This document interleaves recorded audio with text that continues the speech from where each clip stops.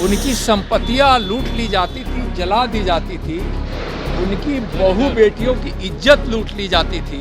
NDA में कहीं कुछ नहीं है, एनडीए एकजुट है, हम सब मिलकर लड़ेंगे और 40 की 40 सीट बिहार में जीतेंगे। कोई नाराज नहीं है चिराग पासवान जी, कहीं से कोई नाराज नहीं। आरजेडी क्या मजा लेगी, आरजेडी तो ऐसे ही समाप्त हो चुकी है।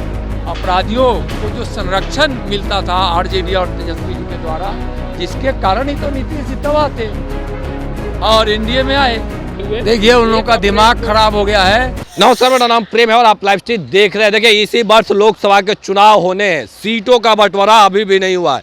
एक और एनडीए गठबंधन में चिराग पासवान है तो दूसरी ओर केंद्रीय मंत्री पशुपति कुमार पारस है। देखिए चिराग पासवान के चाचा हैं, पर चाचा और भतीजा का तेवर हाई है।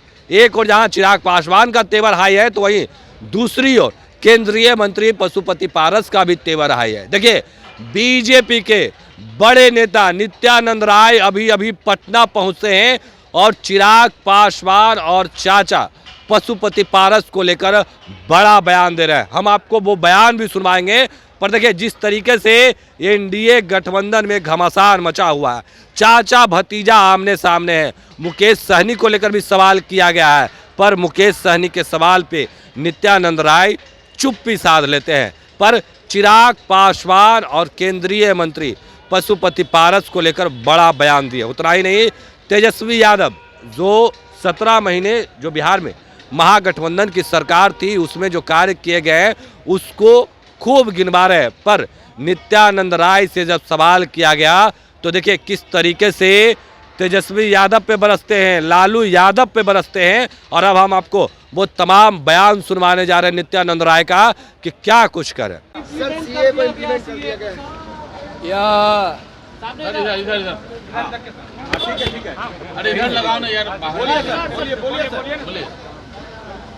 माननीय प्रधानमंत्री आदरणीय नरेंद्र मोदी जी जो देश के साथ वादा किए थे कि हम सीएए कानून लाएंगे और उसको उन्होंने पूरा किया है।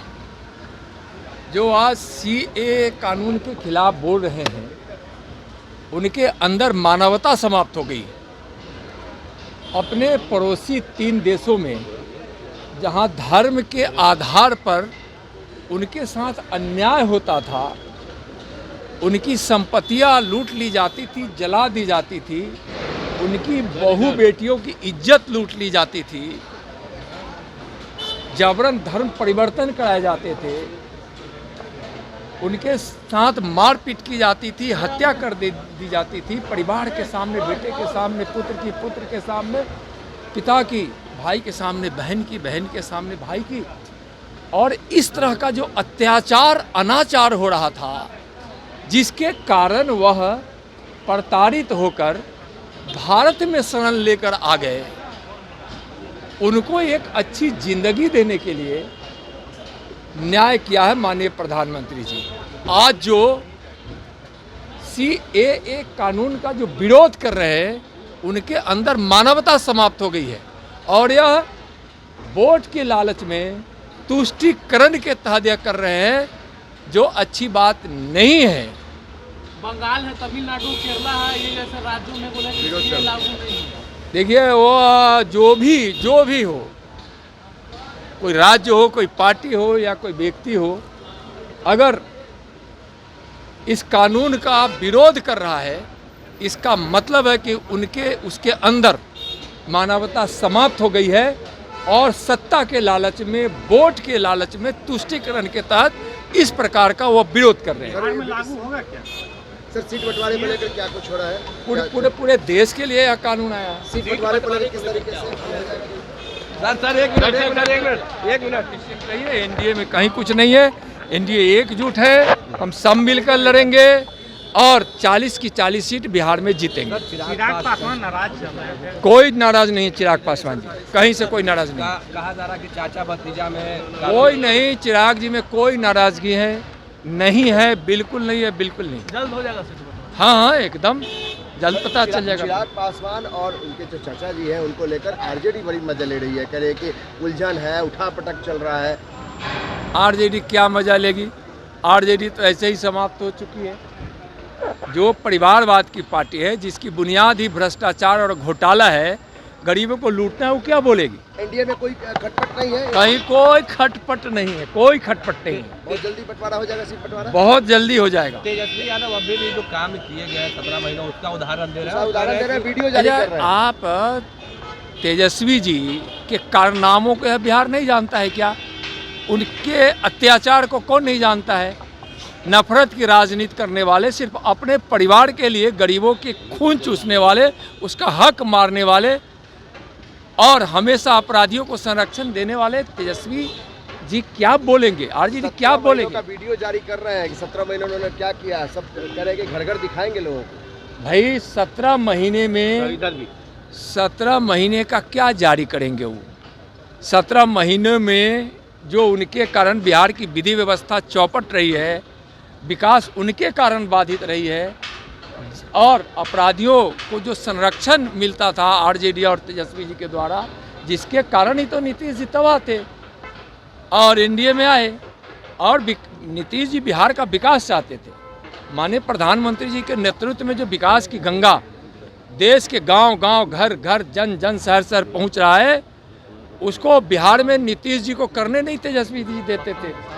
तो वो अपराधियों को संरक्षण देने वाले, लूट खसोट की राजनीति करने वाले, भ्रष्टाचार और अब परिवारवाद की नीति के तहत राजनीति करने वाले वो क्या बोलेंगे? उदयनिधि जो हैं ये बयान दिए थे सनातन के खिलाफ, तो उसके खिलाफ जो है आरा कोर्ट में मामला दर्ज किया गया है और कोर्ट ने संज्ञान लेते हुए देखिए उन लोगों का दिमाग खराब हो गया है। सनातन का विरोध करना बहुत ही किसी भी इंडी गठबंधन के नेता का संस्कार और स्वभाव बन गया है। सनातन को गाली देना, सनातन की संस्कृति की बुनियाद पर भारत विश्व गुरु बनने जा रहा है, उसको गाली दे रहे हैं। सब वोट के लिए कर रहे हैं। ओछी राजनीति करने वाले लोग, ओछी मानसिकता के लोग सनातन को गाली दे रहे हैं। 1 अप्रैल को उपस्थित होने का आदेश दिया है कोर्ट ने, आरा कोर्ट में। हम मामला कोर्ट में है, न्यायालय का जो फैसला आएगा सही आएगा। और सनातन को गाली देना इस सनातन की भूमि पर उन लोगों को शोभा नहीं देता। तो अभी आप नित्यानंद राय को सुन रहे थे। अभी अभी दिल्ली से पटना पहुंचे हैं। देखिए दिल्ली में लगातार जो बड़े बड़े नेता हैं उनकी बैठक चल रही है। लगातार सीटों के बंटवारा को लेकर जो फार्मूला है वो तय किया जा रहा है और उसी बीच नित्यानंद राय पटना पहुंच जाते हैं और पटना पहुंचते हैं चिराग पासवान और केंद्रीय मंत्री पशुपति पारस को लेकर बड़ा बयान दे रहे हैं।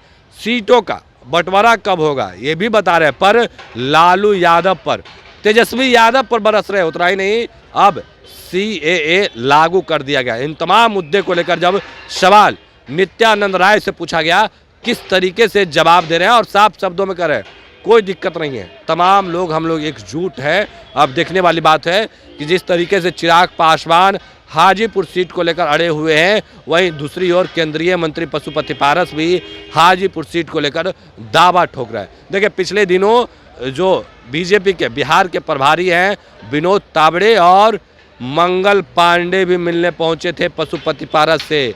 पशुपति पारस का वो बयान आप याद कर सकते हैं, साफ शब्दों में कहते हैं दल टूटता है तो जुट जाता है, पर दिल टूटता है तो कभी नहीं जुटता है। देखिए ये तमाम लाइन पशुपति पारस के हैं। हालांकि ये बयान अक्सर वो अपने इंटरव्यू में बयान में देते आते हैं, पर कल भी उन्होंने इस लाइन को रिपीट किया। अब देखने वाली बात है कि बीजेपी के लोग कैसे समझौता करते हैं। फिलहाल के लिए इतना ही। बने रहे लाइव के साथ। धन्यवाद।